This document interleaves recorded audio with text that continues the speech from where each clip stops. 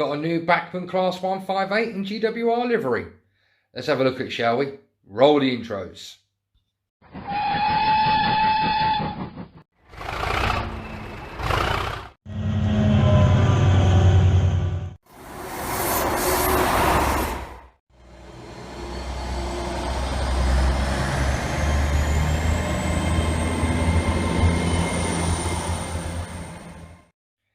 Hi guys, and welcome back to Chelmswood Junction. I'm Peter. As you can see from the title of the video, we are going to be having an unboxing, looking at and installing a DCC decoder to a Bachmann Class 158 two-car DMU in GWR green. We are going to take it out of the packaging, have a look at what we get, what bag of extras we get, have a look at the instructions, see how we put a chip in it, get it on the rails and get it working. Let's have a look, shall we? So here we are guys, down at baseboard level, and as you can see from the packaging, this is the Class 158 two-car DMU set from Bachmann in the Great Western Railways livery. Spin it round so we can have a decent look at it. The product code is 31-519. As you can see, it's a Class 158 two-car DMU number 158766 in GWR green. So let's quickly get it out of the box. It's the first time I've unboxed it, so you guys get to see it for the first time as I do. So there's the one cart, and there's the second one. There's a bit of paperwork in the underneath. Let's get rid of that, that's my receipt. Right, on the back of the box, it gives you a brief history of the Class 156. And if you guys want to pause and read that for yourselves, then you're quite welcome to. I'll try and get that as nice and close as I can for you. So if you do want to pause, you can read it. There you go, guys. Usual Bachmann packaging. Comes in the usual cardboard box with the ice cube. Now, from the feel of it, I think they're both motorised. So before we get into that, let's have a look at the documentation. Yep, the usual service and warranty, Bachmann Collectors Club.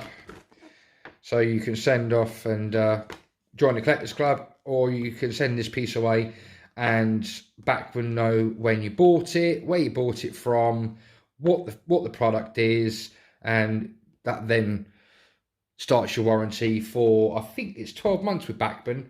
So if anything goes wrong within the first 12 months of this, you can send this back to Bachmann and they will fix this or replace it absolutely free of charge. After a year, I don't know what they would do. They'll probably charge you to fix it, but they wouldn't send you out a brand new one. That's if there's any left, obviously.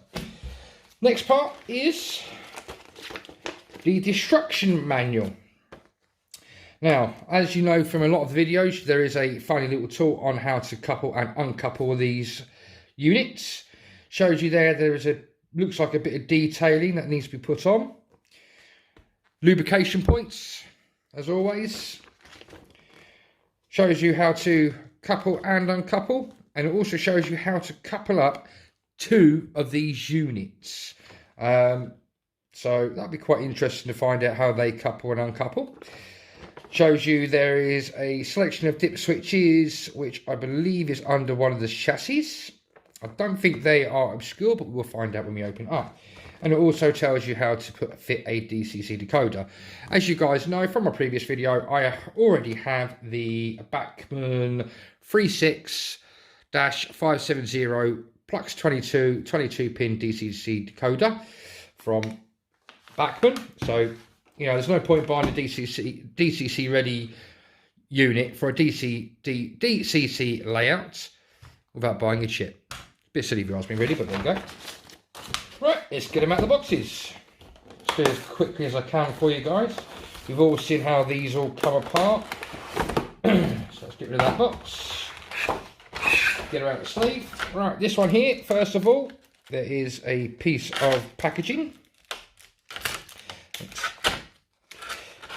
As I said, and as I showed you in the instructions, there's the three little parts that you have to fit, that's part of the exhaust pipe, and these are probably parts for the edge of the loco carriage, sorry. And there is your uncoupling tool. Just take the sellotape off there. Sorry guys, I do have a slight touch of OCD and I don't like sticky products, so let's just get rid of that bit of sellotape. So let's put that to the sides. First time it's been out of the box, and there you have it guys. Isn't it a beauty?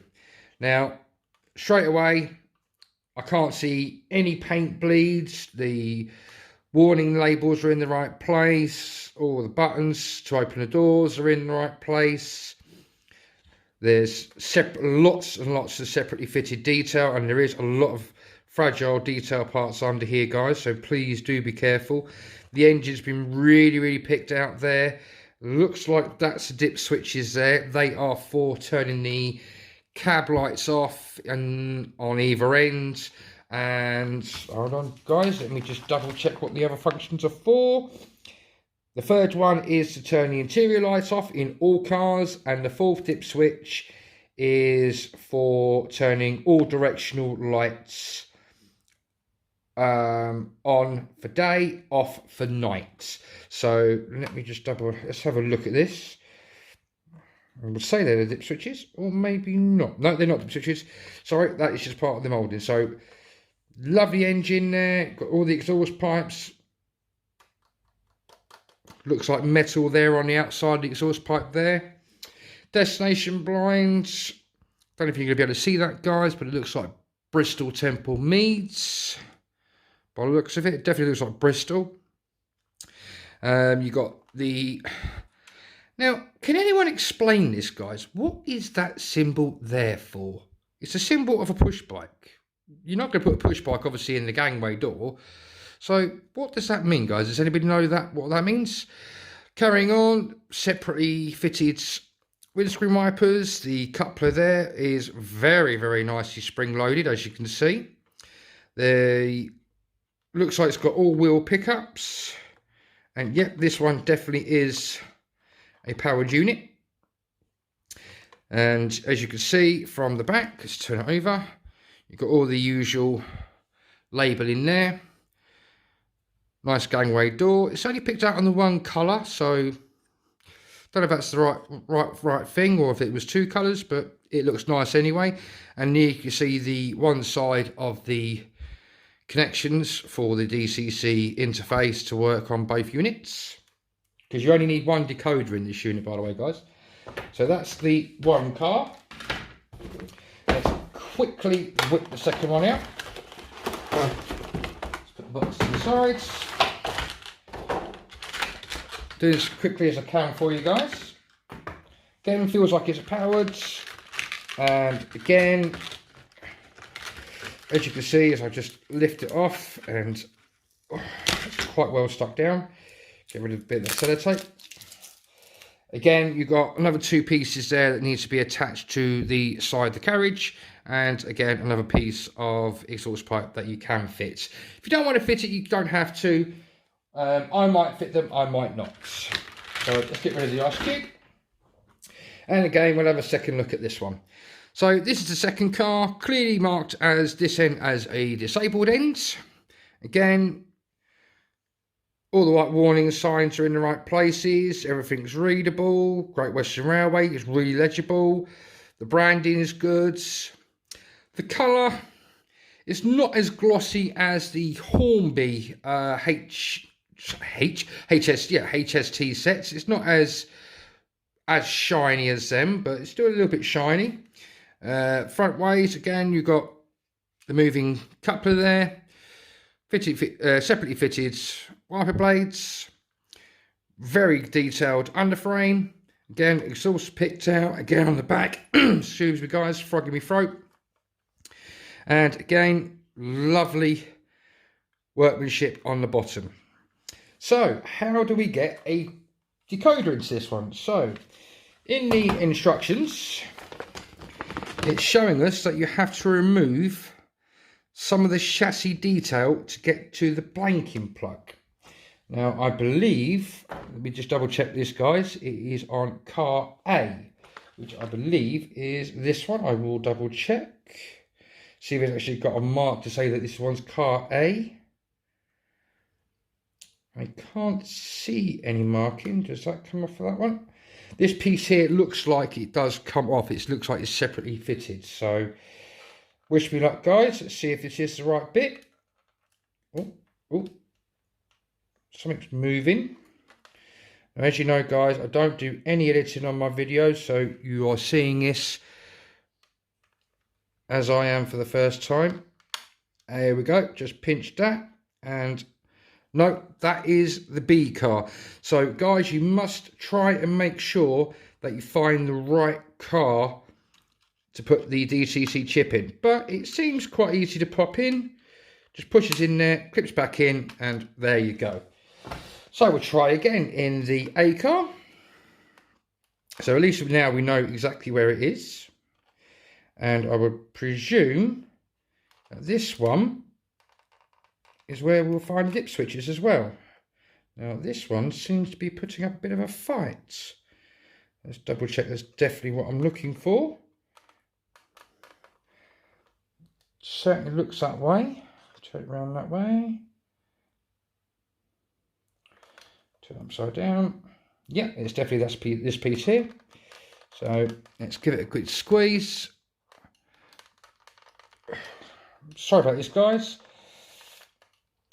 But as you can see, it's quite a fiddly little bit to get out. And obviously you don't want to force it out and break it.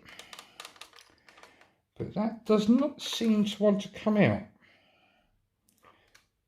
So let's see if there's anywhere else that comes off. Doesn't look like it does. So it's definitely got to be that item there. Let's get a bit more of a squeeze a bit. Obviously where it's brand new, it's probably still a bit tight. Sorry about this, guys. Let me pause this, guys, and I'll come back to you. Sorry about that, guys. At long last, we've got that off, and it was quite a tight fit. Now, as you can see, there is the blanking plug right there. So this one looks like it's going to be a bit of a fiddly one to get out. So again, guys, I'm going to quickly pause the video, get the blanking plug out, and I'll show you the install. Okay, hold on line, guys.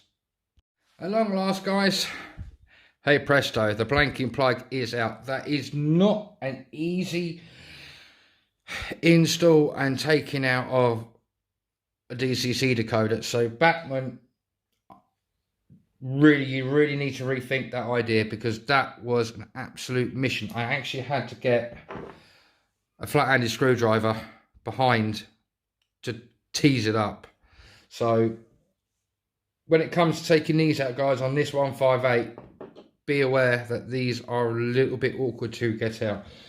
But there you go. So that's the blanking plate. Let's get the new Plux 22. And as you can see, guys, there are holes there, and that's where you line the decoder up, and you line it up with the pins facing downwards. So let's just try and give this a try, shall we, guys? Live on camera. Here goes. Wish me luck. Let's try and line it up properly.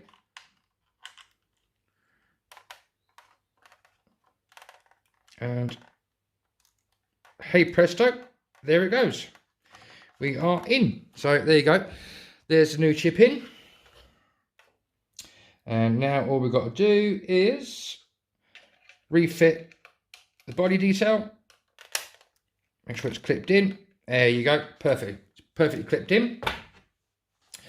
Let me pause the video, guys, and get this on the track, and we can have a look at it, see what it looks like. So now the decoder is installed, guys, and I've had a quick test on my own, make sure everything is working properly. Now, the instructions for Bachmann, once you've got the 21 pin plug in there, that's what you're supposed to get. Let me bring it to the center for you. F0 is the usual lights on and off. 1 turns the directional lights off at end A. 2 turns it off, directional lights off on end B. 3 passenger compartment lights, cab lights, leading ends, door interior lock, and directional lighting day and night. Scrap that, because this is what you get. Function 0 straight away brings up destination blinds, the red lights on one end and white lights on the other end. I will change direction, and there you go, you get the lovely white lights. Now the book says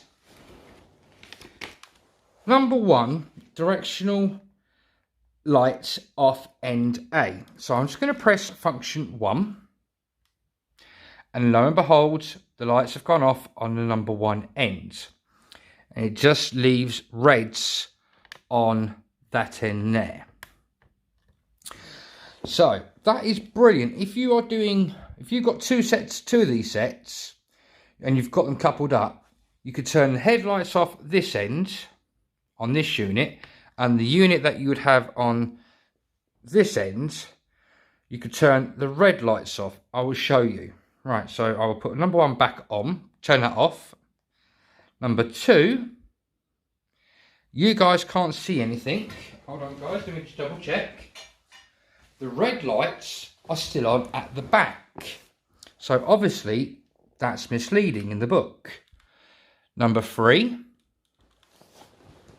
function 3 turns the red lights off and leaves the whites on. So again, if you were doing a fixed formation of 2 of these sets, you can have your headlights on that end, red lights off on that end, white lights off on that end, and reds on the far end, obviously. Number 3 off. Number 4. Now, according to the instruction manual, number 4 is supposed to be cab lights. Well, as you can see, guys, that's interior lights. So, there you go. Interior lights come on quite nice, and they dim as well.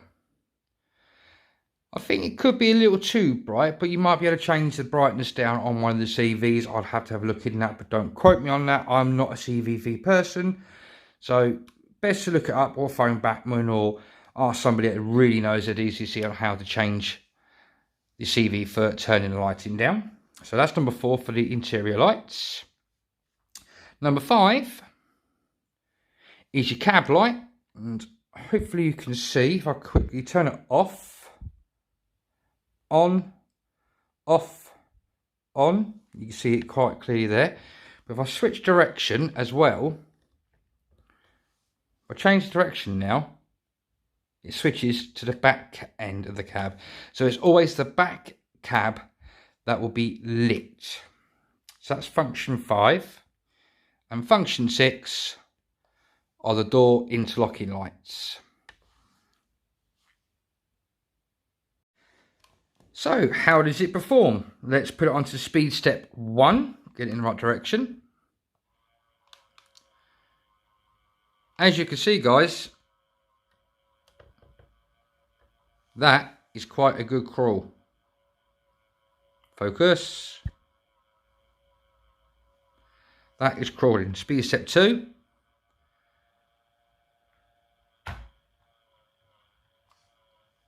Bear me 2 seconds for the hand of God, guys.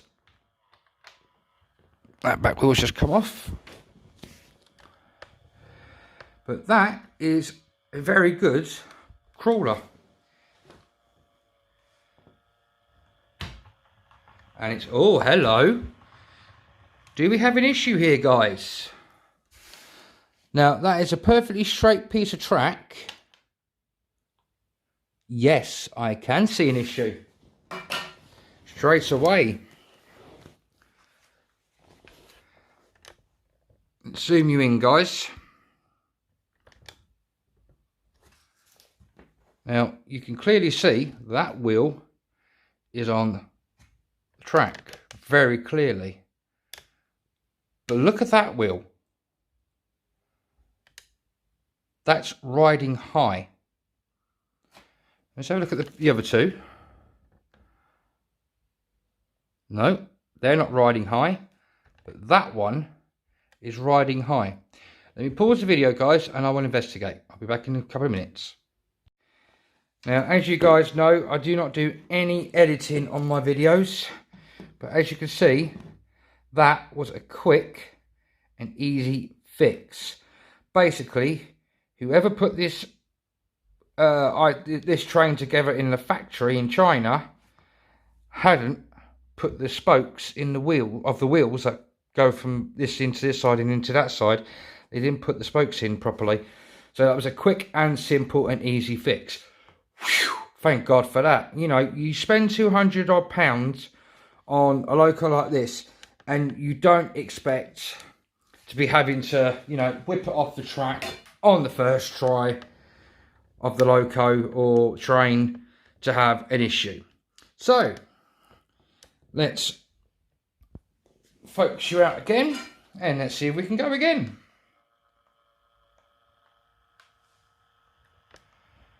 It is a very, very smooth runner, as you can quite clearly see, guys.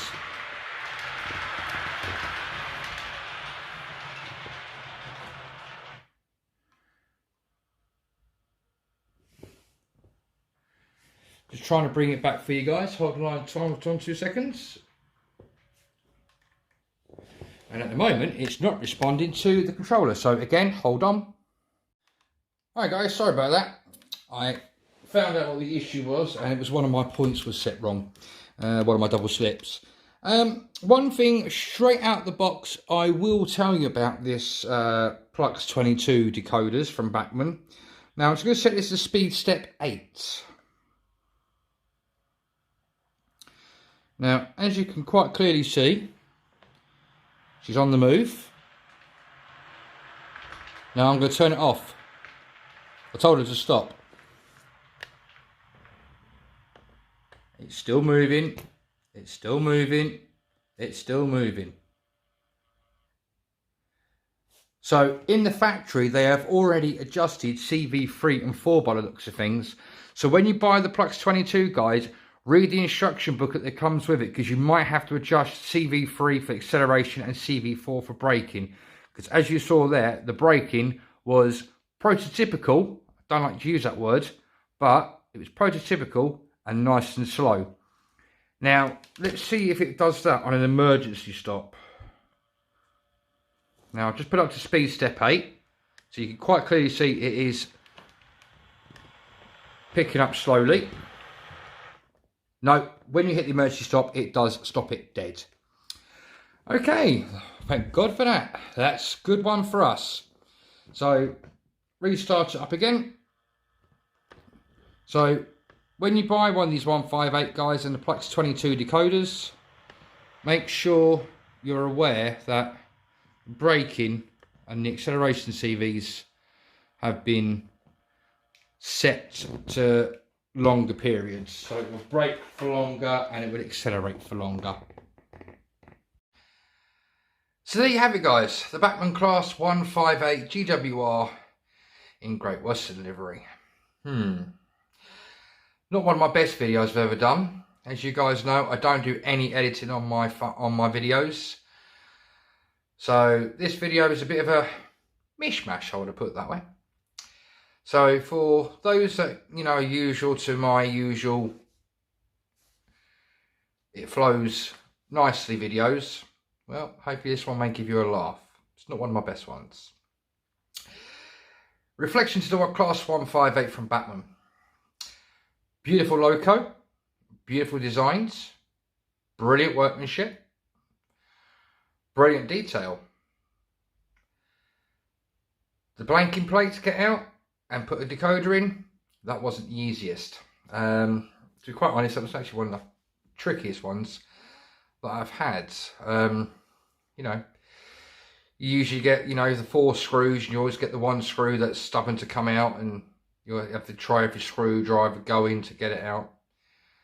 But for a simple ruler piece of underframe chassis, to get that chip out wasn't easy. So Bachmann, good idea, bad idea. The one good thing I will give the loco, I've just been reading the instructions on it, it already has a sugar cube speaker fitted inside it. So if you do want to put this over to DCC Sound, if you haven't bought the DCC Sound version already, you can get an aftermarket Plux 22 decoder. I know Rose and Rails do them, and I believe they sell the Lego Man Biffo sound files.